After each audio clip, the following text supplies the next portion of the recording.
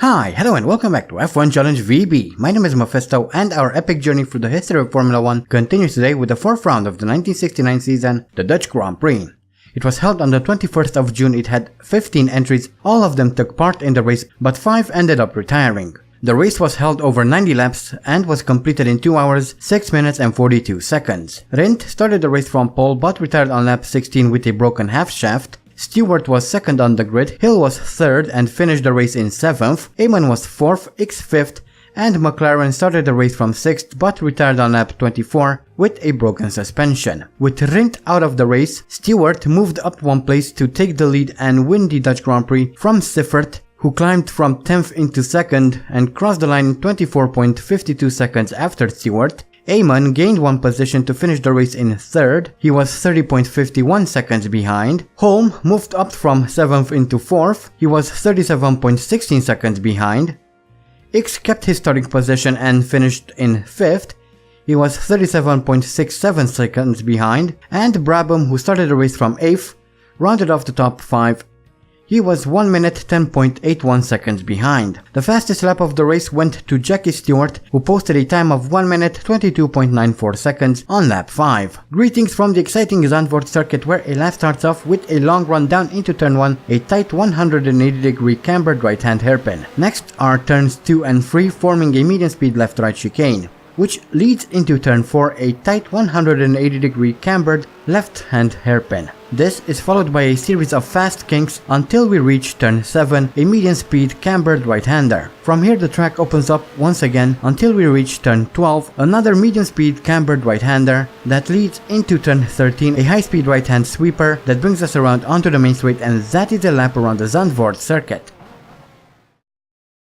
And here we are in qualifying, just exiting out of the pit lane as one of the Matras comes and crashes into a car that was stopped on the grid, on the track for no reason, as we now come around to finish our flying lap, and immediately someone came out of the pits. It only spawned in when I was very close. I didn't have any time to react, but I managed to set a 1 minute 22.278 second lap. However, that is the end of qualifying, unfortunately. Again, you probably noticed that by the time it appeared, I had no time to react, so that is it. And here are the previous Dutch Grand Prix winners. It's been quite a while since we won a race here, so let's hope that today things go our way. Who knows, maybe not. Anyway, we have Jackie Stewart on pole with Jean-Pierre Beltois in 2nd, 3rd Bruce McLaren with Chris Eamon in 4th, John Miles 5th, and Silvio Moser rounding off the top 6. Then in 7th we have Basil van Rooyen, 8th is Andy Higgs, 9th Jochen Rindt, Denny Holm 10th. In 11th we have Joe Siffert, followed by Jackie Higgs in 12th. 13th is Piers Carriage, followed by Jack Brabham in 14th. 15th Graham Hill. 16th Jackie Stewart. 17th is held by Johnny Servos Gavin, followed by Pedro Rodriguez in 18th. Then in 19th we have Vic Elford, 20th John Love, 21st Joe Bonnier, 22nd Derek Bell, 23rd Bill Bragg, 24th Sam Tingle, in 25th we have John Courts, Peter de Klerk 26th, 27 Al Pease, and 28th is Jackie Oliver. So that is the grid lineup for today's race, and hopefully, as I said, it will be a good one. Obviously there's no way of knowing, but we will try our best. This is Andy's final Dutch Grand Prix, and let's try to make it a good one. This is among my favorite tracks from this period, so I'm pretty sure Andy would like it too if he were a real person. Anyway, that we start off a bit slow. I lost 2 positions as we come into turn 1 here. We are down in 10th. That's not very good, but obviously the race just started, so we still have time to try and recover, but losing positions is never a good thing as we come through turn 4 and looking at Denny Holm trying to get around. However, we don't have that luck yet as we take a look at a replay of the start. A bit of smoke coming off my rear wheels, but that's okay. I saw one of the Lotuses kind of wiggle and go off track, but it looks like they're doing fine as I lost 2 positions. Again, we will try to regain those positions as quickly as possible. That would be very nice. And here we are coming around to start lap 3, and we're just about to overtake Denny Holm coming into turn 1 here. Can we do it? Yes, we are now in 9th, looking at Bessel van Rooyen. Can we get around him as well? Not yet. We have to be careful through those corners. However, a little bit later on lap 3, we managed to slip past Van Rooyen, so that is 8th. Then he regains 8th from us in just a few seconds, but then towards the end we managed to overtake him once again, so that is 8th. Can we overtake Jackie X coming into turn 1? Yes, we can. That's 7th, just 1 spot below the points. Doing very well here on lap 4 as we're taking a look at John Miles a couple of corners later, and we overtake John Miles as well, and that is 6th. We are now in the points, which is absolutely fantastic. On only lap 4 we are doing a very good progress, as we come out of turn 7 there. John Miles manages to overtake us on the inside once again. However, we stick it on the outside and we manage to overtake him, so that's we are back in 6th as we take a look at a replay of Jean-Pierre Beltois at the end of lap 4, coming around to set the fastest lap of the race. Congratulations to him. So he's really pushing it. We see Jackie Stewart in front of him leading the race. As we come around to finish lap 4 and start lap 5, we overtake Silvio Moser and we overtake Chris Amon as well. That's 4th already. This is very good progress. Can we catch Bruce McLaren? He's about 6.5 seconds up the road. He's very far away. And we now skip to lap 10 as McLaren is having problems getting around a back marker, so we overtake him, and that is 3rd here on lap 10. That's very good. Doing good progress. So now skipping on to lap 12, chasing after Jean-Pierre Beltois. He's about 7.5 seconds up the road as we see a replay of Denny Holm coming into the pits. He's probably retiring. So that is the end of his Dutch Grand Prix. And we also have a replay of Silvio Moser coming through that right-hander, goes very wide, crashes into the fence, loses his front left, and that is the end of his race. Lap 21 now, and we finally caught up to Jean-Pierre Beltois, who is struggling with a back marker, and we move up into 2nd position. Only Jackie Stewart between us and winning the Dutch Grand Prix. Can we do it? As we now move on to lap 22, trying to catch up to Jackie Stewart, who is actually pulling away.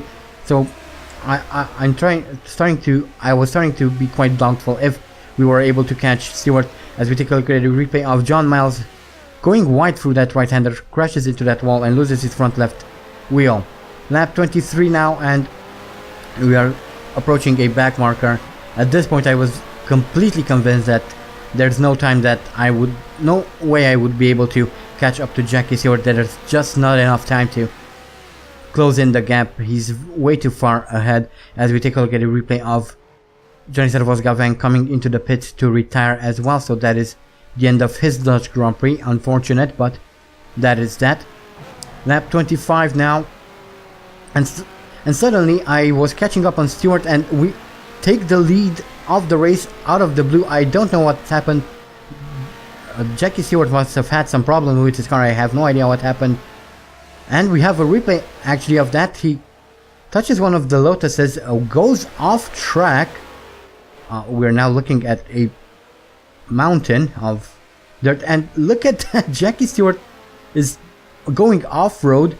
I have no idea, but this whole ordeal slowed him down a lot, which allowed us to move into the lead. That was why we didn't see Jackie Stewart when we took the lead, so that's what happened to him. As we now move on to lap 26, Jean-Pierre Beltois really pushing it right now. I have to be very careful. There's not a lot left in this race, but it's easy to lose it, as we take a look at a replay of John Courts, who has smoke coming out of the rear of his car, and that is the end of his race, unfortunately for him. So yeah, lap 29 now, and we catch up to a group of cars. That was actually Courts. We were on lap 29 when he retired, and I'm trying to get around this McLaren, but he kept blocking me for whatever reason, but we managed to get around, and hopefully with all these back markers I will be able to pull away from Beltois and Jackie Stewart. That would be quite nice. That would relieve a lot of the pressure that's on us at the moment, as we take a look at a replay of Jackie Oliver coming through that right-hander very wide, crashing into the wall and losing both of his front wheels. Lap 30 now, and we're pulling away from Jean-Pierre Beltois. We're about 2 seconds ahead of him as we see Jackie Stewart coming into the pits, and that is the end of his race. That's 2 Matras out of the race, only 1 more left as we now start lap 31, and I'm actually going to keep in the entirety of lap 1 because it was very exciting. As we come through turn 1, Jean-Pierre Beltois manages to catch up quite a bit, however we pull away coming through the chicane, then he catches back up to us as we come through turn 4 here. He's slowly catching up, inching towards us. That's not good. I'm trying to pull away as quickly as possible, just one second separating Beltois from the victory, and you know he is going to try to do his best to catch up as we come through turn 7 here. 9/10 of a second, 5/10 between myself and Jean-Pierre Beltois. We really need to be very careful as we come through these corners. I go a little bit wide, touch the grass, that allows Jean-Pierre Beltois to catch up to us. Just 3/10, 2/10 of a second. He's right on our gearbox. Have to be very careful coming through the final few corners. That's really close. Can we keep it? He's looking at an opportunity to overtake us on the inside. No chance. Coming through the final corner here. Turn 13, the fast right-hand kink. Just a few more meters and we win the Dutch Grand Prix. Absolutely fantastic.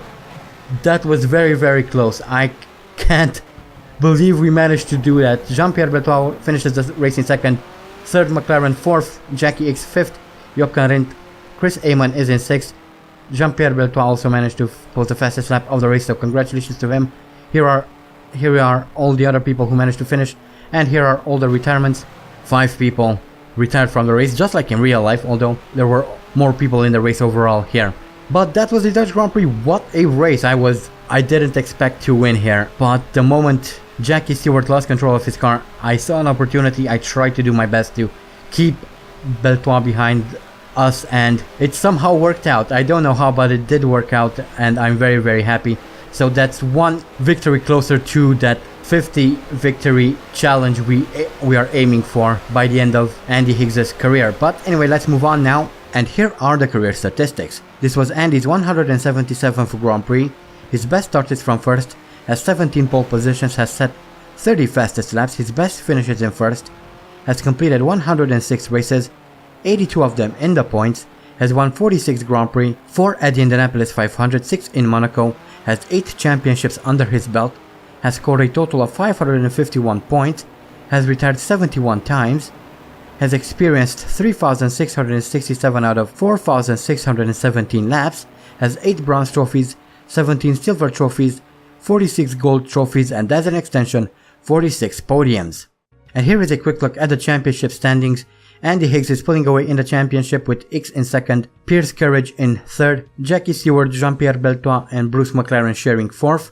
The last person with points is Mario Andretti down in 15th, and bringing up the bottom of the driver standings is Richard Atwood down in 30th. So those are the drivers. Let's now move on to the constructors, where Pete Lovely Volkswagen Incorporated regained the lead of the championship. Brabham are 2nd, Matra International 3rd, 4th Gold Leaf Team Lotus, 5th Frank Williams Racing Cars, 6th is shared between Owen Racing Organization and Bruce McLaren Motor Racing. The last team with points are Scuderia Ferrari down in 9th, and bringing up the bottom of the constructors are Paul Seitz Racing down in 18th. So that was the Dutch Grand Prix. What a fantastic race, both for Andy and Volkswagen. That was a very good race, if you ask me. It was intense, especially the end. Towards the end there, where Beltois was catching up to Andy Higgs. However, we did have a very good run out of the penultimate corner, and that's what allowed us to win the race. Although 1 or 2 more laps, and I'm pretty sure that we would have lost the lead. Pierre Beltois was really pushing it towards the end there. He saw an opportunity to win and obviously he tried to go for it. I would have done the same. But yeah, that was the race and it was quite exciting. I was really fighting and struggling. We had a little bit of luck with Jackie Stewart there making that little mistake. Well, big mistake really. But in the end, it all came down to the wire, so it was quite intense all the way to the end. And I feel like I'm starting to repeat myself, so let's move on.